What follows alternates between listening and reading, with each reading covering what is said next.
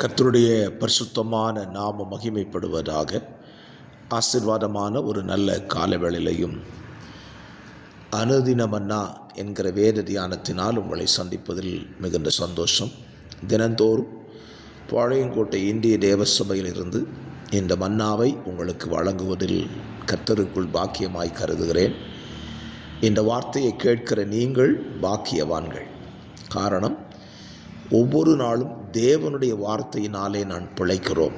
அது நமக்கு ஆசீர்வாதமானது. ஸ்தோத்திரம். இந்த காலவேளையிலேயும் நியாயாதிபதிகளின் புஸ்தகம் 16ஆம் அதிகாரத்தை இந்த நாளுக்காக தியான பகுதியாக எடுத்துக்கொள்வோம்.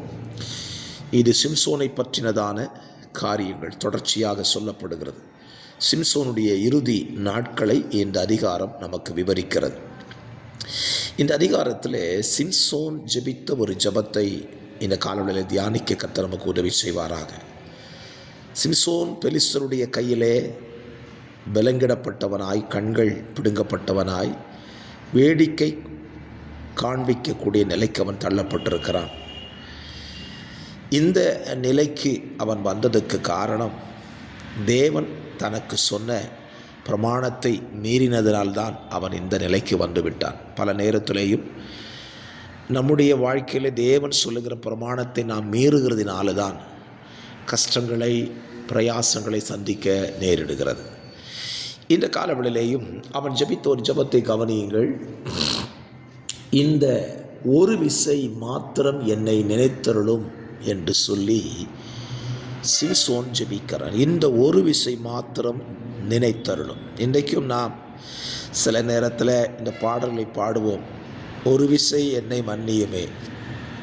நான் இந்த வார்த்தையை படிக்கும் பொழுது, பாடலை பாடும் பொழுதெல்லாம் இப்படி சிந்திப்பதுண்டு. இந்த ஒரு விசை என்னை மன்னியுமே என்றால் அதுக்கு பிறகு என் வாழ்க்கையில் மன்னிப்பே வேண்டாம் அப்படிங்கிறது அர்த்தம். இன்னொரு அர்த்தம், அதற்கு பிறகு நான் தவறே செய்ய மாட்டேன் என்பது அர்த்தம். இந்த ஒரு விசை நினைத்தருளும் என்றால் அதோடு சிம்சோனுடைய வாழ்க்கை முடிவடைகிறது. அதற்கு பிறகு அவன் வாழ்ந்ததாக சரித்திரமில்லை. நான் சொல்லுவேன், சிம்சோன் அன்றைக்கு இந்த ஜெபத்தை கொஞ்சம் வித்தியாசமாய் ஜெபித்திருந்திருக்கலாம். ஆண்டவரே, என் கண்கள் போய்விட்டது, என்னை பலப்படுத்தும், நான் மறுபடியும் பெலிஸ்தர்களை அழிக்கக்கூடிய நிலைக்கு என்னை கொண்டு போகும் என்று கேட்டிருக்கலாம். ஒரு ஜீவ நாட்கள் கூட கிடைத்திருக்கும். ஆனால் அவனுக்கு அதன் மேல் நம்பிக்கை இல்லை. இனி தனக்கு ஜீவன் கிடைத்து தான் வாழ்வேனா என்ற நம்பிக்கை அவன் இல்லை.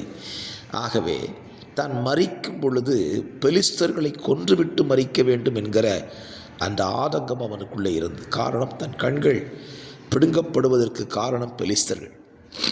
நான் சொல்லுவேன், இந்த காலங்களில் நம்முடைய ஜெபங்கள் எல்லாம், ஆண்டவரே என்னை ஒரு விசை நினைத்தருளும் என்கிற ஜெபத்தை நாம் செய்யாதபடி, என்னை மறுபடியும் ஆதி நிலைக்கு கொண்டு போய் என்னை எதற்காக தெரிந்து கொண்டீரோ அந்த நோக்கத்துக்கு என்னை பயன்படுத்தும்.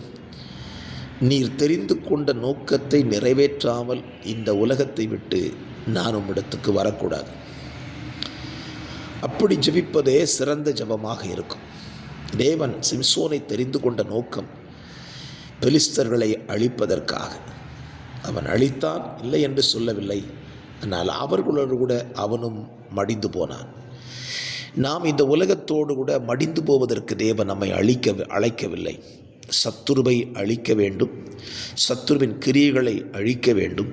நாமோ நித்திய ஜீவனுக்குள் பிரவேசிக்க வேண்டும். சத்துருவை அழித்துவிட்டு நாமும் சத்துரு போன இடத்துலையே நம்மளும் போய் சேர்ந்துடக்கூடாது. பெரிய ஆபத்து. சத்துருவை அழிச்சிட்டோம், நம்முடைய அழிவும் சத்துருவை போல இருக்குமானால் சத்துருவு நரகத்தில் இருப்பான், நாமும் நரகத்தில் இருப்போம். அப்படி அல்ல. நாம் சத்துருவை அழித்தால் நாம் நித்திய ஜீவனில் பிரவேசிக்க வேண்டும். அதுதான் நம்முடைய வாழ்க்கையின் லட்சியம். ஆகவே இந்த காலவெளியிலே சிறந்த ஜெபத்தை ஏறெடுப்போம். சிறந்த நித்திய ஜீவனுக்குள் பிரவேசிக்க பிரயாசப்படுவோம். பரிசுத்த பிதாவே, இந்த காலவெளியிலே எங்கள் வாழ்க்கையில் நீ தெரிந்து கொண்ட நோக்கத்திற்காக திரும்ப எங்களுக்கு உதவி செய்யுங்க. வார்த்தைகள் கேட்கிற நம்முடைய பிள்ளைகளை அப்படியே பயன்படுத்தும். இயேசுவின் நாமத்தில் ஜெபிக்கிறேன் நல்ல பிதாவே. ஆமேன், ஆமேன், ஆமேன்.